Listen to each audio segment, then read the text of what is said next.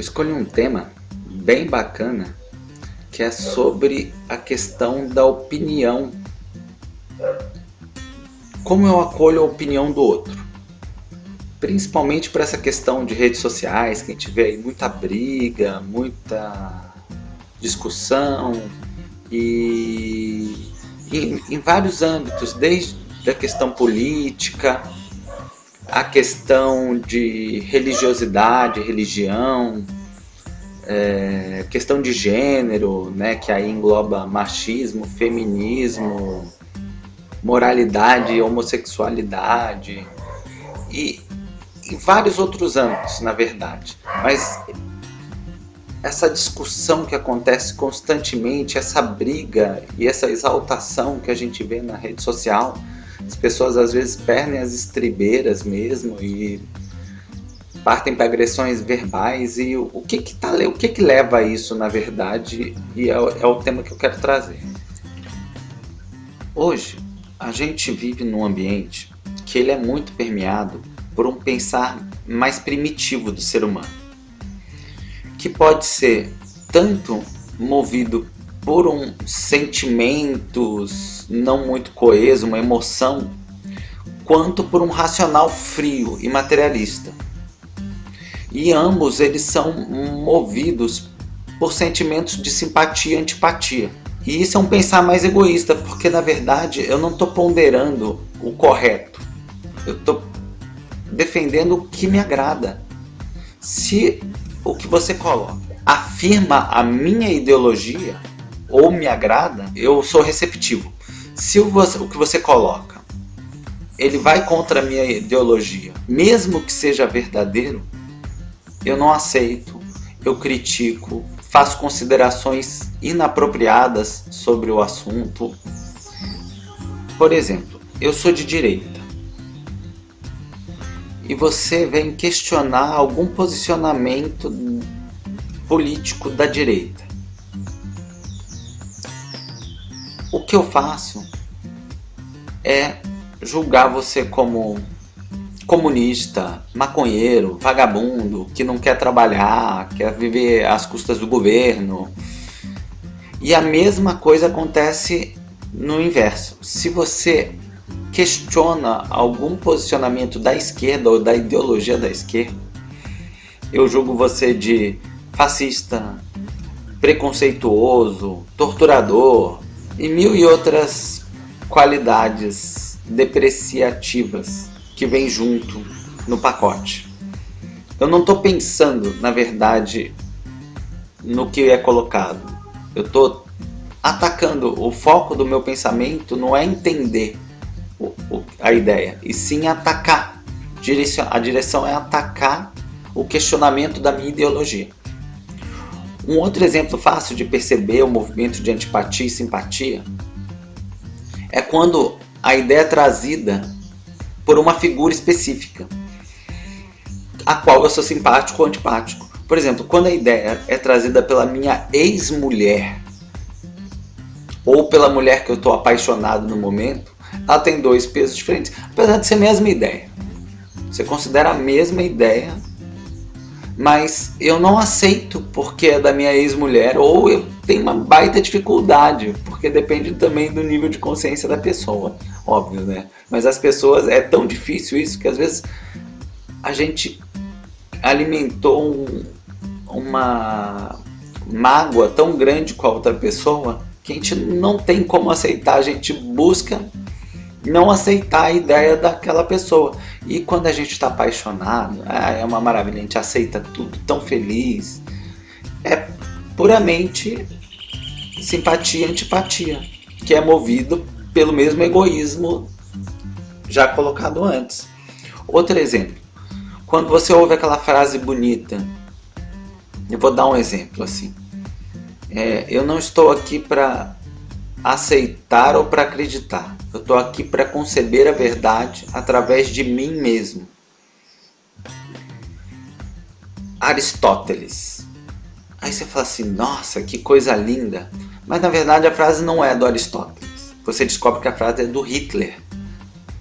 Aí você já cria aquele asco e para questionar a frase porque veio do Hitler. Na verdade, você abraçou a ideia por simpatia ao Aristóteles ou por antipatia ao Hitler, e não o fundamento da frase em si, o que ela quer dizer, se o sentido é verdadeiro e é correto.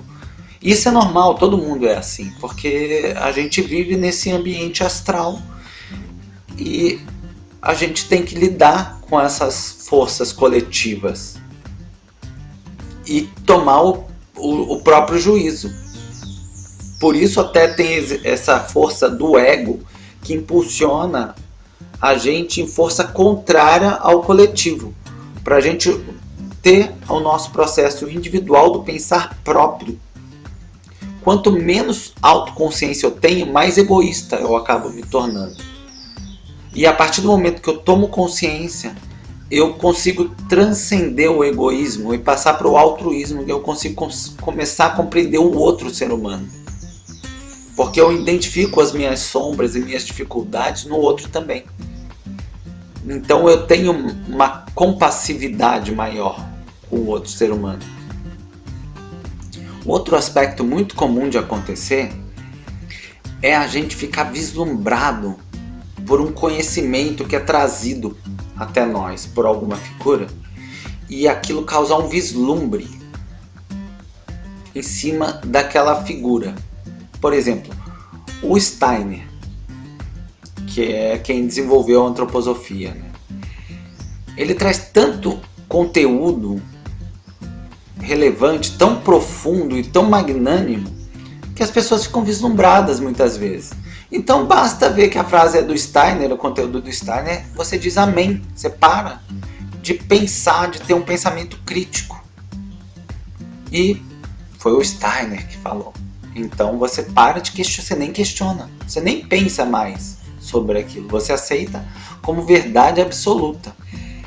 Isso acontece em vários âmbitos. Seguidores do Osho, de pastores, de doutrina, isso é um aspecto de doutrina, na verdade, porque a doutrina é assim, ela coloca e você aceita aquilo como verdade absoluta. Você para de o seu pensamento próprio e segue o que é colocado para você como verdade. Então aquilo te tira do seu centro, do seu pensar próprio, para seguir cegamente um pensamento de fora, que é muito perigoso, inclusive, mas acontece constantemente. Quanto menos autoconsciência eu tenho, mais fácil é eu me conectar a padrões de comportamentos coletivos, ideologias coletivas, arquétipos exteriores. Porque se você olhar bem, uma pessoa que tem um pensar bem próprio, um jeito próprio de pensar, ela é mais autêntica. Ela tem uma personalidade própria, ela é mais singular. E ao contrário, quando eu não tenho muita consciência de mim, eu olho para o lado e tem um monte de gente parecida comigo, com as mesmas ideias, o mesmo padrão, até parecido fisicamente, inclusive. Fica igual, se veste do mesmo jeito, pensa da mesma forma, tem uma tendência a agir muito parecido. E nessas pessoas o ego precisa ser mais forte, porque o ego ele tira a minha conexão com esses padrões coletivos e volta para a minha autopercepção, me força a caminhar em direção à minha autopercepção. Vale lembrar que a gente está caminhando de uma consciência coletiva para uma consciência individual, para uma individualidade. E nós somos seres humanos. Então a gente tem aspectos positivos e aspectos negativos. Se você olhar com profundidade para o ser. Porque às vezes as pessoas ficam tão na superficialidade que colocam num aspecto totalmente dual. Ou ele é do bem ou ele é do mal. Principalmente se vai contra a minha ideologia, ele é do mal. Se ele vai a favor, eu sou simpático a ele, ele é do bem. Que nem, por exemplo, a direita e a esquerda. O radical de direita só vê aspecto negativo na ideologia de esquerda. E o cara de esquerda radical ele também só vê aspecto negativo no pensamento de direita. Porque ele não consegue adentrar e ver ponto por ponto que é colocado, porque a gente tem que ter essa consciência de o que é colocado e o aspecto geral, porque eu posso simplesmente ver só a sombra do outro, porque não me é simpático, e eu só ver as qualidades. Tem um outro aspecto, que é aquela chamada pirraça ideológica, que a força do ego é tão forte que me torna incapaz de aceitar certos aspectos que são colocados, mesmo que eu perceba que eles fazem sentido e são verdadeiros. Em alguns casos extremos, eu sequer paro para ouvir. É isso, eu sei, tá certo e ponto final. Então, presta muita atenção na direção e propósito do seu pensamento. Se você está atacando uma ideia ou defendendo uma ideia, por que você está fazendo isso? Se você está tentando se autocompreender ou fazer uma autoanálise, ou você está tentando compreender alguém e analisar uma questão, ou se você nem sabe, você está apenas reagindo.